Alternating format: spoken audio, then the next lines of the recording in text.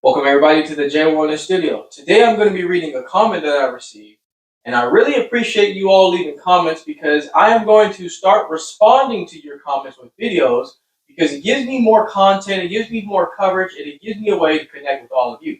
So the comment reads this: Hi Jay, I have been diagnosed with ETD a month ago while it was already happening for a couple of months. When you say you got better, do you really feel now like before you had this, or is it a matter of accepting your fate and coping? Also, did you used to get headaches? My symptoms changed from ear fullness to a bit of fullness plus moderate ear pain accompanied with different and constant headaches. Thanks for your motivation, man. Keep it up. I want to address that. And I'm going to say that I am 100% what I used to be before Eustachian tube dysfunction. And this is why I think a lot of you are a little on the edge of thinking that maybe you just have to cope with it. It's been going on for so long. Why wouldn't you think anything other than that? But I want to tell you here personally that I'm actually better now than I was before. I'm actually healthier now than I was before I even had Eustachian tube dysfunction. It was like it was a blessing in disguise. And I know some of you are shaking your head or rolling your eyes. No, this thing is not a blessing. But I will tell you that it has been a blessing for me. Because prior to getting Eustachian tube dysfunction, I was not doing the right things for my body or my health.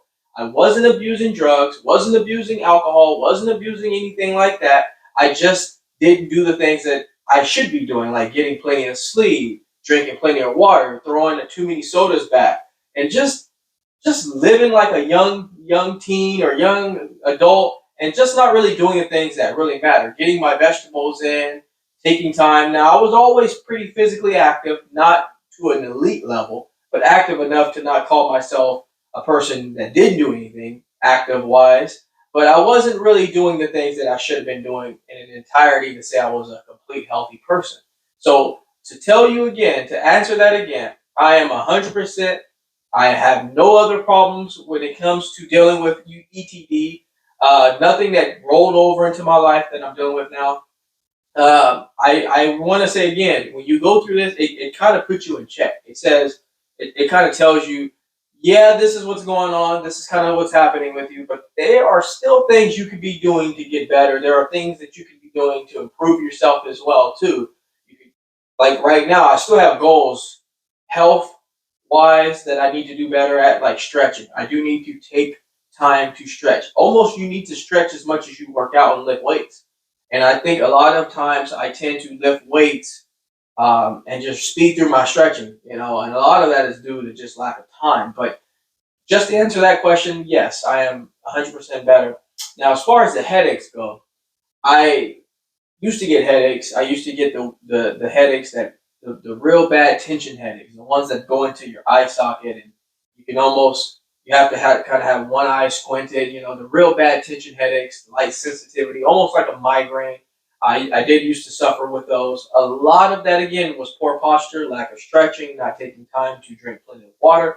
We don't realize how much hydration plays in terms of how more we get headaches. If we don't take time to drink plenty of water and stay hydrated, then our body is going to not only dry out and lock up, it's going to restrict a lot of the muscle, and the blood flow is not going to be as smooth and circulatory like it should be, and therefore our ears suffer the consequences. So headaches definitely, and I would say more teetering close to chronic, but not there yet. So yes, headaches were an issue, and I really have to say that it's gotten a lot better. Have I gotten headaches post ETD? Absolutely, and that's due to lack of sleep, and that's because I have children now, and I put them before myself, and because of that, I don't get the sleep I should be getting all the time. So that is always a constant goal. There's always a constant goal, a way to improve and do better at things, but headaches have not been so severe where I really need to go see someone, thankfully.